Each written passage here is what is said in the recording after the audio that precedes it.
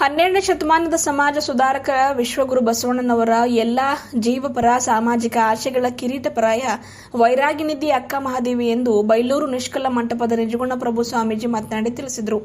ಬಸವ ಸೇವಾ ಪ್ರತಿಷ್ಠಾನ, ಬೀದರ್ ಬಸವ ಕೇಂದ್ರ ಹಾಗೂ ಇತರೆ ಬಸವಪರ ಸಂಘಟನೆಗಳ ಸಹಯೋಗದಲ್ಲಿ ಬೇದನಗರದ ಬಿಬಿಬಿ ಕಾಲೇಜಿನ ಆವರಣದಲ್ಲಿ ರಾತ್ರಿ ಏರ್ಪಡಿಸಲಾಗಿದ್ದ ಶಿವಶರಣ್ಯ ಅಕ್ಕ ಮಹಾದೇವಿ ಜಯಂತಿ ಕಾರ್ಯಕ್ರಮದ ಸಾನ್ನಿಧ್ಯ ವಹಿಸಿ ಮಾತನಾಡಿದ ಅವರು, ಸಮಾಜದಲ್ಲಿ ಹೆಣ್ಣು ಮಕ್ಕಳ ಪಾತ್ರ ಬಹಳ ದೊಡ್ಡದು.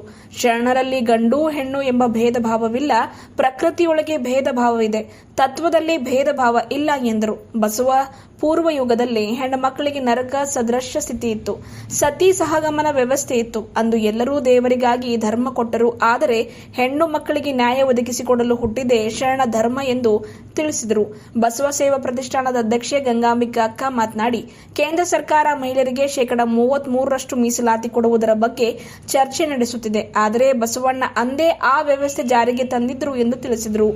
ಬ್ರೇಮ್ಸ್ ನಿರ್ದೇಶಕಿ ಡಾಕ್ಟರ್ ಶಾಂತಲಾ ಕೌಜಲ್ಗಿ ಉದ್ಘಾಟನೆ ಮಾಡಿದರು. ಶಾಸಕ ಡಾಕ್ಟರ್ ಶೈಲೇಂದ್ರ ಬೆಲ್ದಾಳೆ, ನಟಿ ಸುಲಕ್ಷಾ ಕೈರಾ, ಶಶಿಕಲಾ ಹಂಗರ್ಗಿ, ಶೀಲಾವತಿ ಶೀಲವಂತ, ಜ್ಞಾನದೇವಿ ಬಬ್ಚೇಡಿ, ಸುವರ್ಣ ತನ್ನೂರ್, ಪಾರ್ವತಿ ಸೋನಾರೆ, ವಿಜಯಶ್ರೀ ಬಶೆಟ್ಟಿ, ಶಾಕುಂತಲಾ ಬೆಲ್ದಾಳೆ, ಉಲ್ಲಾಸಿನಿ ಮುದಾಳೆ, ನೀತಾ ಶೈಲೇಂದ್ರ ಬೆಲ್ದಾಳೆ, ಸಂತೋಷಿ ಅರುಣ್ ಹೊತ್ಪೇಟ್, ಸುಷ್ಮಾ, ಡಾಕ್ಟರ್ ಅಂಜನಾ ವಾಲಿ, ಶಾಂತಾ ಖಂಡ್ರೆ, ಡಾಕ್ಟರ್ ಕಲಾವತಿ ಬಿರಾದರ್, ಸುನೀತಾ ದಾಡ್ಗಿ, ಜಯದೇವಿ ಯದ್ಲಾಪುರೆ, ಕರುಣಾ ಶೆಟ್ಕಾರ್, ಪಂಪಾವತಿ ಪಾಟೀಲ್, ರತ್ನಾ ರಾಜಶೇಖರ್ ಪಾಟೀಲ್, ವಿಜಯಲಕ್ಷ್ಮಿ ಕೌಟಗೆ, ನೀಲಮ್ಮ ರೂಗನ್, ದೇವಕಿ ನಾಗುರೆ ಇದ್ದರು.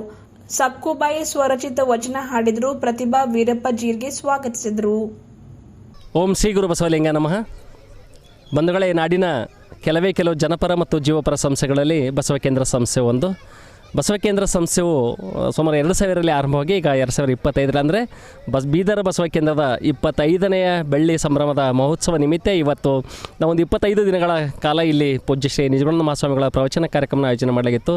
ಇವತ್ತು ಭಾಳ ವಿಶೇಷವಾಗಿ ಈ ಜಗತ್ತಿನ ಮೊಟ್ಟ ಮೊದಲ ಕನ್ನಡದ ಕವಿಯತ್ರಿಯಂದೇ ಖ್ಯಾತಿವತ್ತಂಥ ಜಗನ್ಮಾತೆ ಅಕ್ಕ ಮಹಾದೇವಿ ತಾಯಿಯರ ಒಂದು ಜಯಂತಿ ಕಾರ್ಯಕ್ರಮವನ್ನು ಇವತ್ತು ಆಚರಣೆ ಮಾಡಲಾಗಿತ್ತು. ನಮ್ಮ ನೆಚ್ಚಿನ ಪೂಜ್ಯ ಶ್ರೀಗಳಂಥ ನಿಜಗುಣ ಸ್ವಾಮಿಗಳ ಒಂದು ದಿವ್ಯ ಸಾನ್ನಿಧ್ಯದಲ್ಲಿ, ಜೊತೆಗೇ ಪೂಜ್ಯ ಶ್ರೀ ಡಾಕ್ಟರ್ ಗಂಗಾಂಬಿಕೆ ಅಕ್ಕನವರ ನೇತೃತ್ವದಲ್ಲಿ ಮತ್ತು ನಮ್ಮ ಮಹಿಳಾ ಬಸವ ಕೇಂದ್ರದ ಅಧ್ಯಕ್ಷರಾಗಿರುವಂಥ ಸಹೋದರಿ ಡಾಕ್ಟರ್ ವಿದ್ಯಾವತಿ ಬಸವರಾಜ್ ಬಲ್ಲೂರ್ ಅವರ ಅಧ್ಯಕ್ಷತೆಯಲ್ಲಿ ಇವತ್ತು ಭಾಳ ಅದ್ಭುತವಾಗಿ ಭಾಳ ಅರ್ಥಪೂರ್ಣವಾದಂಥ ಅಕ್ಕನ ಜಯಂತಿ ಕಾರ್ಯಕ್ರಮವನ್ನು ಆಚರಣೆ ಮಾಡಿದ್ವಿ. ಅಕ್ಕನ ಜಯಂತಿ ಕಾರ್ಯಕ್ರಮವು ಆರಂಭದಲ್ಲಿ ನಮ್ಮ ಬಸವೇಶ್ವರ ವೃತ್ತದಿಂದ ಅಂದರೆ ಬಸವಣ್ಣ ಭಾವಚಿತ್ರಕ್ಕೆ ಮಾಲಾರ್ಪಣೆ ಮಾಡೋದರೊಂದಿಗೆ ಪೂಜ್ಯರು, ಜೊತೆಗೇ ಮಾನ್ಯ ಶಾಸಕರಂಥ ಡಾಕ್ಟರ್ ಶೈಲೇಂದ್ರ ಬೆಲ್ದಾಳೆ ಅವರು, ಯುವ ನಾಯಕರಂಥ ಸೂರ್ಯಕಾಂತ್ ನಾಗಮರಪಳ್ಳಿ ಅವರು, ಅವ್ರ ಜೊತೆಗೇ ಡಾಕ್ಟರ್ ರಜನೀಶ್ ವಾಲಿ ಅವರು ಸೇರಿದಂತೆ ಅನೇಕ ಗಣ್ಯರು ಹಿರಿಯರು ಆ ಸಮಾರಂಭದಲ್ಲಿ ಭಾಗವಹಿಸಿ ಮೆರವಣಿಗೆ ಚಾಲನೆಯನ್ನು ಕೊಟ್ಟಿದ್ದರು. ಸುಮಾರು ಸಾವಿರಾರು ಸಂಖ್ಯೆಯಲ್ಲಿ ಇವತ್ತು ಮಹಿಳೆಯರು ಮತ್ತು ನಮ್ಮ ಶರಣ ಬಂಧುಗಳು ಅತಿ ಹೆಚ್ಚಿನ ಸಂಖ್ಯೆಯಲ್ಲಿ ಭಾಗವಹಿಸುವ ಮೂಲಕ ನಗರದ ಬಸವೇಶ್ವರ ವೃತ್ತದಿಂದ ನಾವು ಭೂಮರೆಡ್ಡಿ ಕಾಲೇಜಿನ ಆವರಣದವರೆಗೆ ಈ ಮೆರವಣಿಗೆಯನ್ನು ಮಾಡಲಾಗಿತ್ತು.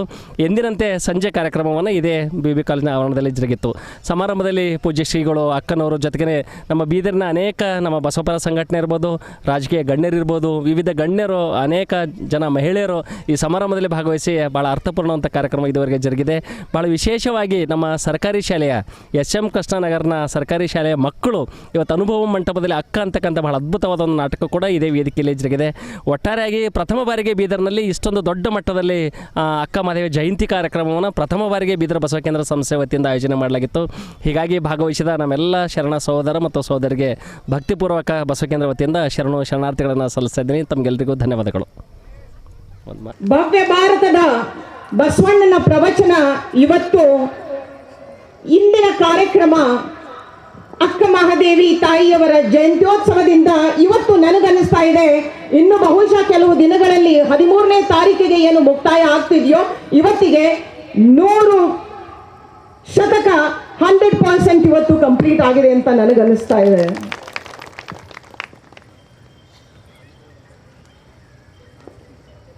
ಅಕ್ಕ ಮಹಾದೇವಿಯ ಈ ಭವ್ಯ ಮೆರವಣಿಗೆ ಮೊಟ್ಟ ಮೊದಲು ನಮ್ಮ ಈ ಬೀದರಲ್ಲಿ ಆಗ್ತಾ ಇದೆ.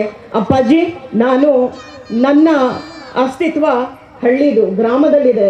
ನಾನು ಸಾಕಷ್ಟು ಬಹುಶಃ ಬೀದರ್ನಲ್ಲಿ ಆಗಲಿಲ್ಲ, ಆದರೆ ನಮ್ಮ ಬೀದರಿನ ಅನೇಕ ಗ್ರಾಮಗಳಲ್ಲಿ ಇಂತಹ ಭವ್ಯ ಮೆರವಣಿಗೆ ಪ್ರತಿ ಸಲ ನಡೆಯುತ್ತೆ ಅಂತ ನನಗೆ ಹೇಳಕ್ಕೆ ಹೆಮ್ಮೆ ಆಗ್ತಾ ಇದೆ. ನಿನ್ನೆ ತಾನೇ ಆ ಮೆರವಣಿಗೆಯಲ್ಲಿ ನಾನು ಪಾಲ್ಗೊಂಡು ಬಂದಿದ್ದೀನಿ ಅಪ್ಪ, ಕ್ಷಮಿಸಬೇಕು. ನಿನ್ನೆ ಆ ಕಾರ್ಯಕ್ರಮ ನಿಮ್ಮ ಪ್ರವಚನಕ್ಕೆ ನಾನು ಬರೋಕ್ಕಾಗಲಿಲ್ಲ. ಪ್ರತಿ ವರ್ಷ ಅಲ್ಲಿ ನಡೆಯುತ್ತೆ, ಅನೇಕ ಗ್ರಾಮಗಳಲ್ಲಿ ಇದು ನಡೆಯುತ್ತೆ. ಅದು ಯಾಕೆ ನಡೆಯಬೇಕು?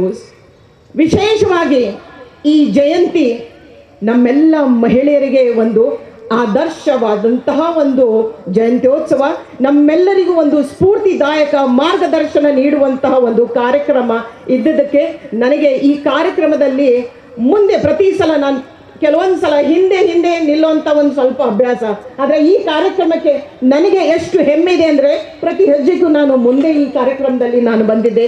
ಕಾರಣ ಅಕ್ಕ ಮಹಾದೇವಿ ತಾಯಿಯ ಆ ವರ್ಚಸ್ಸು, ಆ ವ್ಯಕ್ತಿತ್ವ, ಒಂದು ಸಾಮಾನ್ಯಳಾದಂತಹ ಮಹಿಳೆ. ಆ ತೊಟ್ಟಿಲು ಇವತ್ತು ನಾವು ಕಾರ್ಯಕ್ರಮ ಬೆಳಿಗ್ಗೆ ನಮ್ಮ ಬಸವನಗರದಲ್ಲಿ ನಾವು ಇಟ್ಕೊಂಡು ಬಂದಿದ್ದೀವಿ. ಆ ತೊಟ್ಟಿಲಲ್ಲಿ ಹುಟ್ಟಿರುವಂತಹ ಕೂಸು ಸಾಮಾನ್ಯವಾದಂಥ ಕೂಸು ಅಲ್ಲ, ಅದು ಒಂದು ದಿವ್ಯ ಚೇತನ, ಅದು ಒಂದು ಭವ್ಯ ಬೆಳಕು, ಅದು ನಮ್ಮೆಲ್ಲ ಸ್ತ್ರೀ ಮನುಕುಲಕ್ಕೆ ಒಂದು ಬೆಳಕು ಅಂತ ನನಗೆ ಇವತ್ತು ಅನಿಸುತ್ತೆ. ನಾವು ಈಗಿನ ಕಾಲದ ಮಹಿಳೆಯರು ಎಷ್ಟೋ ಯಾವ ಅನೇಕ ರೀತಿಯ ಮಹಿಳೆಯರನ್ನು ನಾವು ಆದರ್ಶವಾಗಿ ಇಟ್ಟುಕೊಂಡಿದ್ದೇವೆ. ಆದರೆ ನಮ್ಮ ಭವ್ಯ ಭಾರತದ, ನಮ್ಮ ಕರ್ನಾಟಕದ ನಮ್ಮೆಲ್ಲ ಮಹಿಳೆಯರಿಗೆ ಆದರ್ಶವಾಗಿರಬೇಕು ನಮ್ಮ ತಾಯಿ ಅಕ್ಕ ಮಹಾದೇವಿ. ಸನ್ಮಾನ ತರಬೇಕಂತ ನನ್ನೆಲ್ಲ ಸಮಾಜದ ಮುಖ್ಯ ವಾಹಿನಿಯಲ್ಲಿ ಏನಾರ ಅವರೆಲ್ಲರೂ ಕಳ್ಕಳಿ ವಿನಂತಿ ಮಾಡ್ಕೋತೀನಿ. ಎಲ್ಲರೂ ಯಾರು ಕಷ್ಟದಾಗಾರ ನಮ್ಮ ಸಮಾಜ, ಅವರೆಲ್ಲರೂ ಮೇಲೆತ್ತ ಪ್ರಯತ್ನ ನಾವೆಲ್ಲರೂ ಮಾಡಬೇಕು ಅಂತ. ಯಾಕಂದ್ರೆ ಅನ್ಯ ಸಮಾಜದಲ್ಲಿ ತಾವು ನೋಡ್ತೀವಿ, ಯಾರೇ ಒಬ್ಬ ಬಿಸ್ನೆಸ್ ಲಾಸ್ ಆಗಿರ್ತಾನೆ, ಯಾರೋ ಒಬ್ಬ ತೊಂದರೆ ಆಗಿರ್ತಾನೆ, ಬೇರೆ ಬೇರೆ ಸಮಾಜದಲ್ಲಿ ಮೇಲೆ ಎತ್ತಾರೆ ಅವರನ್ನು. ನಮ್ಮ ಸಮಾಜದಲ್ಲಿ ಕೂಡ ಯಾರು ಅಂಥ ತೊಂದರೆದಾಗ ಈಡೇರ್ತಾರೆ, ಅಂಥವ್ರು ಯಾರು ಕಷ್ಟದಾಗಾರ ಅಂಥವ್ರಿಗೂ ಕೂಡ ನಾವೆಲ್ಲರೂ ಕೂಡ ಮೇಲೆತ್ತಿ ನಮ್ಮ ಸರಿ ಸಮಾನ ತೊಗೊಂಡು ಹೋಗ್ಬೇಕಂತ ನಾನು ವಿನಂತಿ ಮಾಡ್ಕೊತೀನಿ. ಇದನ್ನು ಪ್ರಯತ್ನ ನಾನು ಕೂಡ ಮಾಡ್ತಾಯಿದ್ದೀನಿ, ತಾವು ಕೂಡ ಎಲ್ಲರೂ ಮಾಡಬೇಕು ಅಂತ ಈ ಸಂದರ್ಭದಲ್ಲಿ ಪೂಜ್ಯ ಅಕ್ಕ ಮಹಾದೇವರ ಜಯಂತ್ಯೋತ್ಸವ ಅತಿ ವಿಜೃಂಭಣೆಯಿಂದ ಫಸ್ಟ್ ಟೈಮ್ ಅಕ್ಕವ್ರು ಹೇಳಿದ್ರು ಪಾದಯಾತ್ರೆ ಬರೋತ್ತಿಗೆ, ಇಲ್ಲ ಮುಂದಿನ ಸಲ ಎಲ್ಲರೂ ಬ್ಯಾನರ್ ಹಾಕ್ಬೇಕಂತ. ಅದು ತಪ್ಪಾಗಿದೆ, ನಮ್ಮಲ್ಲಿಂದ ಗೊತ್ತಾಗಿಲ್ಲ. ನಿನ್ನೆ ನಾವೆಲ್ಲರೂ ಯಾರ್ದವ್ರು ಕೆಲಸದಾಗ ಇದಕ್ಕೆ ಇದು ಫಸ್ಟ್ ಟೈಮ್ ಇಟ್ಟು ದೊಡ್ಡದು ಮಾಡಿರಿ. ಮುಂದಿನ ಸಲ ಇದಕ್ಕಿಂತ ಜಯಂತಿ ವಿಜೃಂಭಣೆಯಿಂದ ನಾವೆಲ್ಲರೂ ಆಚರಣೆ ಮಾಡ್ತೀವಿ ಅಂತ ತಮ್ಮ ಮಾತು ಕೊಡ್ತೀವಿ. ಮಾತಾಡ ಹಾಕೋರು ಇದಕ್ಕಿಂತ ಒಳ್ಳೆ ರೀತಿಯಲ್ಲಿ ನಾವು ಮಾಡೋಣ. ಈಗ ಹೆಚ್ಚಿನ ಸಂಖ್ಯೆಯಲ್ಲಿ ನಮ್ಮ ತಾಯಂದಿರ, ಇನ್ನೂ ಹೆಚ್ಚಿನ ಸಂಖ್ಯೆಯಲ್ಲಿ ತಾಯಂದಿರು ಬರ್ಬೇಕು. ಪ್ರತಿ ಗ್ರಾಮದಿಂದ ಅಕ್ಕ ಮಹಾದೇವರ ಜಯಂತಿ ನಾವೆಲ್ಲರೂ ಆಚರಣೆ ಮಾಡ್ಬೇಕು. ಯಾವ ಥರ ವಿಶ್ವಗುರು ಬಸವಣ್ಣನವರ ಜಯಂತಿ ನಾವು ಆಚರಣೆ ಮಾಡ್ತೀವಿ, ಆ ಥರ ಪೂಜ್ಯ ಅಕ್ಕ ಮಹಾದೇವರು ಕೂಡ ಜಯಂತಿ ನಾವು ಆಚರಣೆ ನಾವೆಲ್ಲರೂ ಮಾಡೋಣ. ಅವ್ರ ಬಗ್ಗೆ ಶ್ರದ್ಧಾ ಭಕ್ತಿ ಇಕ್ಕೋಣ ಅಂತ ತಮ್ಮೆಲ್ಲರಿಗೆ ವಿನಂತಿಸುತ್ತಾ, ಇನ್ನೂ ಕೆಲವು ದಿನ ನಮ್ಮ ಪೂಜ್ಯರು ಮಾತಾಡ್ತಾರೆ, ಅನುಭವಗಳು ಹಂಚ್ಕೋತಾರೆ. ನಾವು ಹೆಚ್ಚಿನ ಸಂಖ್ಯೆಯಲ್ಲಿ ಬಂದು ಅವ್ರ ವಾಣಿಯನ್ನು, ಅವ್ರ ಮಾತುಗಳನ್ನು ಕೇಳಿ ನಮ್ಮ ಜೀವನದಲ್ಲಿ ಅನುಸರಿಸೋಂಥ ಪ್ರಯತ್ನ ನಾವೆಲ್ಲರೂ ಮಾಡೋರಂತ ಈ ಸಂದರ್ಭದಲ್ಲಿ ಹೇಳಿ ನನ್ನನ್ನು ಕರೆಸಿ ಮಾತಾಡಿ. ಯಾಕಂದ್ರೆ ಕೆಳಗೆ ಕೂತಾಗ ಅದೇಂದ ಸುರೇಶಿಗಿಲ್ಲ, ಇವತ್ತು ಪೂರ್ತಿ ಎಲ್ಲರದ್ದು ಹೋಮ್ ಮಿನಿಸ್ಟ್ರುಗಳದ್ದು ಇವತ್ತು ಮ್ಯಾಲ್ಹರ ಅವ್ರದ್ದೇ ಇರಲಿ ಗೊತ್ತಾ. ಯಾಕಂದ್ರೆ ನಾವು ಪ್ರೈಮ್ ಮಿನಿಸ್ಟ್ರುಗಳು ಎದುರೇ ಕೂಡರಿ, ಇವತ್ತೆಲ್ಲ ಹೋಮ್ ಮಿನಿಸ್ಟ್ರುಗಳದ್ದು ಇರಲಿ ಅಂತಂದು ನಾನು ಅಂದ್ಕೊಂಡಿದ್ದೆ. ಅಂದರೂ ಕೂಡ ಪೂಜ್ಯ ಅಪ್ಪವ್ರು ಕರೆದು ಸನ್ಮಾನ ಕೊಟ್ಟಿದ್ದಕ್ಕೆ ನಾನು ಅವರಿಗೆ ಚಿರುಣಿ ಆಗಿರ್ತೀನಿ. ಯಾಕಂದ್ರೆ ಅವರು ಶಾಂತಿ ಇದ್ರೆ ನಾವೆಲ್ಲ ಶಾಂತಿ ಇರ್ತೇವೆ, ಕರೆಕ್ಟ್ ಅಲ್ಲ? ಅವ್ರು ಶಾಂತಿ ಇದ್ರೆ ಸಂಜೆಗೆ ನಾವೆಲ್ಲ ಶಾಂತಿ ಇರ್ತೇವೆ. ಅವ್ರಿಗೆ ಶಾಂತಿ ಕದ್ವಿ ನಮ್ಮೆಲ್ಲರೂ ಕರ್ತವ್ಯ ಅದ. ಯಾಕಂದ್ರೆ ನಮ್ಮ ಕಡೆಯಿಂದ ಪಾಪ ಅವ್ರು ಹಗ್ಲೂರು ಕೆಲಸ ಮಾಡ್ತಾರೆ, ಅದು ಮಾಡಿ ಎಲ್ಲೋದ್ರು ಕೂಡ ಮನೆಗೆ ಸಂಬಳಿಸ್ತಾರೆ. ಅವ್ರಿಗೆ ಕೂಡ ನಾವು ಮಾನ್ಯತೆ ಅವಾಗ ಬಸವಣ್ಣನವರು ಕೊಟ್ಟಿದ್ರು ಎಲ್ಲ ಮಹಿಳೆಯರಿಗೆ. ನಾವು ಕೂಡ ಈ ದಿನದಲ್ಲಿ ನಾವು ಕೂಡ ಕೊಡಬೇಕು, ಗೌರವಲಿಂದ ನೋಡಬೇಕು ಎಲ್ಲ ತಾಯಂದಿರಿಗಂತ. ಯಾಕಂದ್ರೆ ತಾಯಂದಿರು ಎಷ್ಟು ಶ್ರಮ ವಹಿಸ್ತಾರೆ, ಆಗ ಮಕ್ಕಳು ಒಳ್ಳೆಯದಾಗಿ ಬೆಳೀತಾರೆ. ಅವ್ರದ್ದು ಅಷ್ಟೇ ಕರ್ತವ್ಯ ಇರ್ತದೆ, ತಾಯಿಯೇ ದೇವ್ರಂತೇವು. ಆ ಒಂದು ಪ್ರಮಾಣದಿಂದ ನಾವೆಲ್ಲರೂ ಇರಬೇಕು. ದಿನನಿತ್ಯ ಇಷ್ಟಲಿಂಗ ಪೂಜಾರ ನಾವೆಲ್ಲರೂ ಮಾಡ್ತೇವೆ. ಸಾಧ್ಯ ಆದರೆ 2, 3, 4 ವಚನ ಓದಿ ನಮ್ಮ ಜೀವನದಲ್ಲಿ ಅನುಸರಿಸುವಂಥ ಪ್ರಯತ್ನ ನಾವೆಲ್ಲರೂ ಮಾಡರಿ. ತಮ್ಮೆಲ್ಲರಿಗೆ ಶುಭವಾಗಲಿ. ಜೈ ಹಿಂದ್, ಜೈ ಕರ್ನಾಟಕ. ಆ ಒಂದು ವಿಷಯ ಇವತ್ತು ಸಾರ್ಥಕ ಆಯಿತು ಅಂತ ನಮಗನ್ನಿಸ್ತದೆ. ಯಾಕಂದರೆ ನಾವು ಭವ್ಯ ಭಾರತ ನಿರ್ಮಾಣ ಮಾಡಬೇಕಾದ್ರೆ ಹೆಣ್ಣು ಮಕ್ಕಳಿಗೆ ಬಿಟ್ಟು ಮಾಡ್ಲಿಕ್ಕೆ ಸಾಧ್ಯನಾ? ಸಾಧ್ಯನೇ ಇಲ್ಲ. ಜೋರಾಗಿ ಚಪ್ಪಳೆ ತಟ್ರಿ. ಪ್ರಪಂಚದ ಅರ್ಧ ಭಾಗ ಹೆಣ್ಣು ಮಕ್ಕಳು, ಹೌದಿಲ್ಲ? ಆ ಹೆಣ್ಣು ಮಕ್ಕಳಿಗೆ ಬಳ್ಳಿ ಇಲ್ಲದೇ ಗಿಡಕ್ಕೆ ಆಶ್ರಯ ಯಾವುದಂದ್ರೆ ಬಳ್ಳಿ. ಗಿಡಕ್ಕೆ ಆಶ್ರಯ ಬಳ್ಳಿನ, ಬಳ್ಳಿಗೆ ಆಶ್ರಯ ಗಿಡ. ಭಾಳ ಜನ ಹೇಳಿದ್ರು ಏನಂದರೆ ಹೆಣ್ಣು ಮಕ್ಕಳಿಗೆ ಆಶ್ರಯ ಬೇಕು ಅಂತ. ಯಾವಾಗ ಹುಟ್ಟಿದಾಗ ತಂದೆ ತಾಯಿ, ಮದುವೆ ಆದಾಗ ಗಂಡನ ಆಶ್ರಯ, ವಯಸ್ಸಾದಾಗ ಮಕ್ಕಳ ಆಶ್ರಯ ಅಂತ. ಆಗ ಗಂಡು ಮಕ್ಕಳಿಗೆ ಬೇಡೇನು? ಹಾಂ, ಯಾರು ಕೊಡೋರು ಗಂಡು ಮಕ್ಕಳಿಗೆ? ಇಡೀ ಮಾನವ ಜನಾಂಗಕ್ಕೆ ಹೆಣ್ಣು ಗಂಡು ಅಂತಕ್ಕಂಥ ಭಯದ ಭಾವ ಇಲ್ಲದೆ ಹೊಟ್ಟಾಗಿಟ್ಕೊಂಡು 9 ತಿಂಗಳ ಆಶ್ರಯ ಕೊಡ್ತಾಳಲ್ಲ ಯಾರು? ಆ ತಾಯಿ ಹೆಣ್ಣು ಅಂತ. ಅದಕ್ಕೆ ಅಂಥ ಒಂದು ಹೆಣ್ಣು ಮಕ್ಕಳಿಗೆ ಇಡೀ ಪ್ರಪಂಚದಲ್ಲಿ ಪ್ರಥಮ ಗಂಡು ಮಕ್ಕಳಿಗೆ ಸ್ಥಾನ ಅಲ್ಲ, ಪರಮಾತ್ಮನ ಸ್ಥಾನ ಕೊಟ್ಟಿರ್ತಕ್ಕಂಥ ನೆಲ ಯಾವುದು ಅದಂದ್ರೆ ಬಸವ ಕಲ್ಯಾಣ, ಅದು ಅನುಭವ ಮಂಟಪ. 1789ರಲ್ಲಿ ಫ್ರಾನ್ಸ್ ಕ್ರಾಂತಿ ಐತ್ರಿ. ಅದು ಎಲ್ಲ ಕ್ರಾಂತಿಗಳ ತಾಯಿ ಕ್ರಾಂತಿ ಅಂತ ಕರೀತಾರೆ ಅದಕ್ಕೆ. ಆ ಒಂದು ಯಾವಾಗ 1789ದಲ್ಲಿ ಅಂದರೆ 18ನೇ ಶತಮಾನದಲ್ಲಿ ಅಂಥ ಒಂದು ತಾಯಿ ಕ್ರಾಂತಿಯಲ್ಲೂ ಕೂಡ ಹೆಣ್ಣು ಮಕ್ಕಳಿಗೆ ಅಲ್ಲಿ ಸ್ವತಂತ್ರ ಸಿಗಲಿಲ್ಲ. ಗಂಡು ಮಕ್ಕಳು ಸಿಕ್ತ್ರಿ, ಮಧ್ಯಮ ವರ್ಗದವರಿಗೆ, ಕೆಳವರ್ಗದ ಗಂಡು ಮಕ್ಕಳಿಗೂ ಸಿಕ್ಕಿಲ್ಲ, ಹೆಣ್ಮಕ್ಳಿಗಂತೂ ಸಿಕ್ಕೇ ಇಲ್ಲ.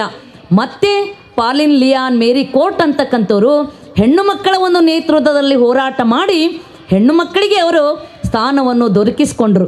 ಆದರೆ ಅದು 600 ವರ್ಷಗಳ ಹಿಂದೆ 12ನೇ ಶತಮಾನದಲ್ಲಿ ಹೆಣ್ಣು ಮಕ್ಕಳಿಗೆ ಪರಮಾತ್ಮನ ಸ್ಥಾನ ಕೊಟ್ಟಿರ್ತಕ್ಕಂಥ ಕ್ರಾಂತಿ ಅದು ಯಾವುದು ಅಂದರೆ ಅದು ಪ್ರಪಂಚದ ಮೊದಲನೇ ಕ್ರಾಂತಿ, ಅದು ಕಲ್ಯಾಣ ಕ್ರಾಂತಿ ಅಂತಕ್ಕಂಥದ್ದನ್ನು ನೀವೆಲ್ಲರೂ ಕೂಡ ನೆನ್ಪಿಟ್ಕೊಳ್ಬೇಕು.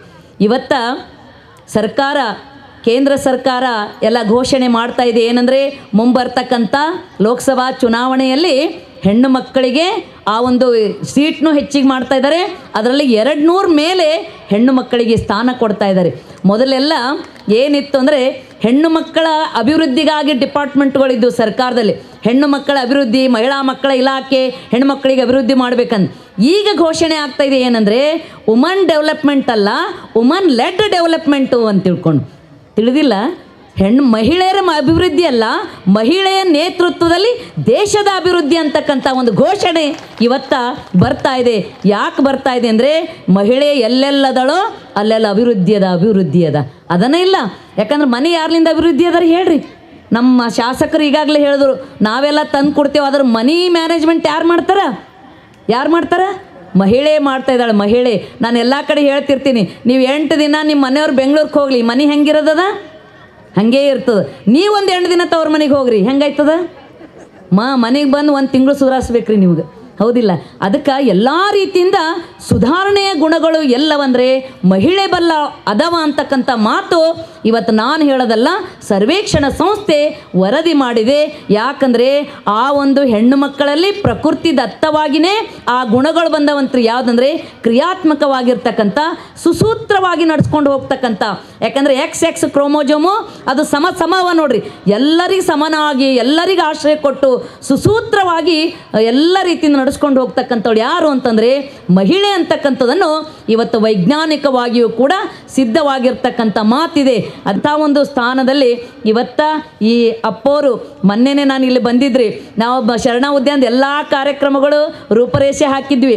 ಅದರಾಗ ಉದ್ಘಾಟನೆ ನಮ್ಮ ಬ್ರಿಮ್ಸ್ ಆಸ್ಪತ್ರೆಯ ಒಂದು ನಿರ್ದೇಶಕರು ನಮ್ಮ ಡಾಕ್ಟರ್ ಶಾಂತಲಾ ಕೌಜಲ್ಗಿ ಅವ್ರಲಿಂದ ಉದ್ಘಾಟನೆ ಇತ್ತು.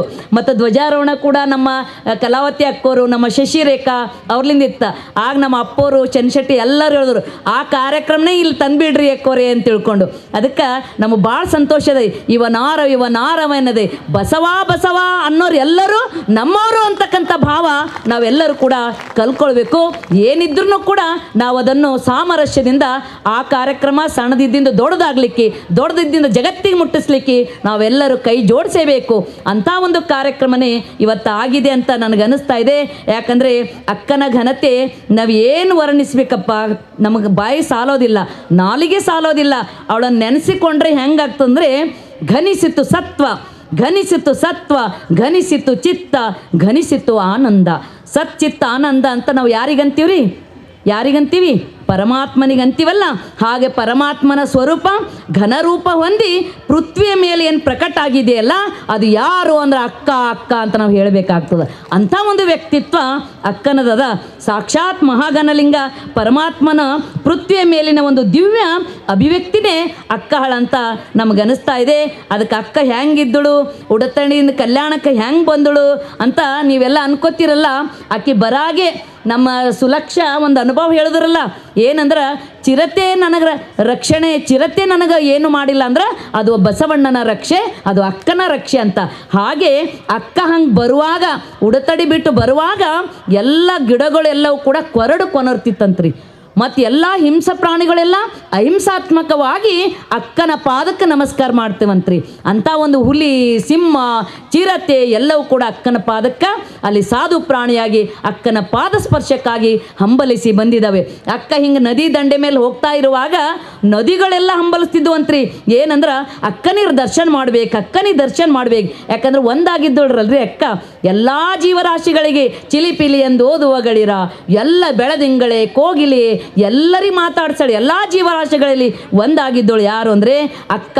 ಅಂಥ ಅಕ್ಕ ಈ ಒಂದು ಕನ್ನಡ ನೆಲದಲ್ಲಿ ಓಡಾಡಿ ಅದಕ್ಕೆ ಹೇಳ್ತಾಳೆ ಏನಂದರೆ, ಕನ್ನಡ ನೆಲದಲ್ಲಿ ಓಡಾಡಿದಾಳಲ್ಲ ಅಕ್ಕ, ಶಿವಮೊಗ್ಗದಿಂದ ಕಲ್ಯಾಣಕ್ಕೆ ಆಗಮಿಸಿದಾಳಲ್ಲ, ಅದು ಕನ್ನಡ ಭೂಮಿ ಮೇಲೆ ಕನ್ನಡದ ನೆಲ ಪುಲ್ಲೆನೆಗೆ ಪಾವನ ತುಳಿಸಿ, ಕನ್ನಡದ ಕಲ್ಲೆನೆಗೆ ಶಾಲಿಗ್ರಾಮ ಶಿಲೆಯನೆಗೆ, ಕನ್ನಡ ದೈವಮೈ ಕನ್ನಡ ಶಬ್ದವೆನಗೆ ಓಂಕಾರ, ಕನ್ನಡ ನುಡಿಯೇ ಗಾಯತ್ರಿ ಮಂತ್ರ, ಇನ್ನಾವುದೇ ಪೆರೆತು ಕನ್ನಡ ಸೇವೆಯಿಂದ ಅಧಿಕಮೈ ಸೇವೆ ಅಂತ ತಿಳ್ಕೊಂಡು ಕವಿ ಅಕ್ಕನ ಇರುವಿನಿಂದ ಗದ್ಗತಿತನಾಗಿದ್ದಾನೆ. ಕೇವಲ ವರ್ಣನಾತ್ಮಕವಾಗಿರ್ತಕ್ಕಂಥ ಭಾಷೆಯಲ್ಲ, ಶರಣರು ಈ ನಾಡಿನಲ್ಲಿ ಹುಟ್ಟಿ ಈ ದೇಶಿ ಭಾಷೆಯಲ್ಲಿ ದೈವತ್ವವನ್ನು ಪ್ರಕಟಗೊಳಿಸಿದ್ರಲ್ಲ, ಅಂಥ ಒಂದು ಹೃದಯ ಮುಟ್ಟುವಂತೆ ಮಾಡಿದ್ರಲ್ಲ ಕನ್ನಡಕ್ಕೆ, ಅದಕ್ಕೆ ಈ ಕನ್ನಡ ನಾಡು ಪವಿತ್ರವಾಗಿದೆ ಅಂತ ನಮಗನಿಸ್ತಾ ಇದೆ.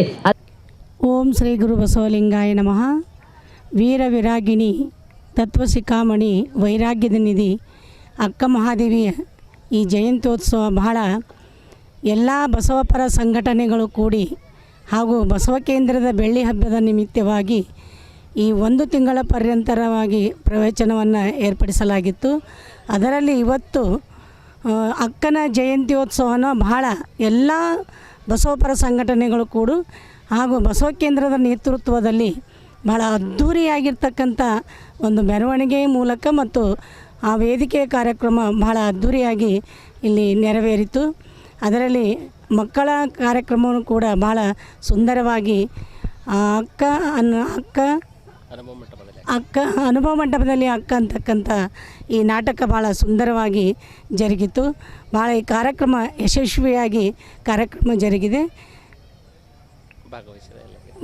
ಭಾಗವಹಿಸಿರ್ತಕ್ಕಂಥ ಎಲ್ಲ ಶರಣ ತಂದೆ ತಾಯಿಗಳಿಗೆ ಶರಣನ್ನು ಸಲ್ಲಿಸಿ ನಾನು ಬಸವ ಕೇಂದ್ರದ ಮಹಿಳಾ ಘಟಕದ ಅಧ್ಯಕ್ಷೆ ವಿದ್ಯಾವತಿ ಬಲ್ಲೂರು.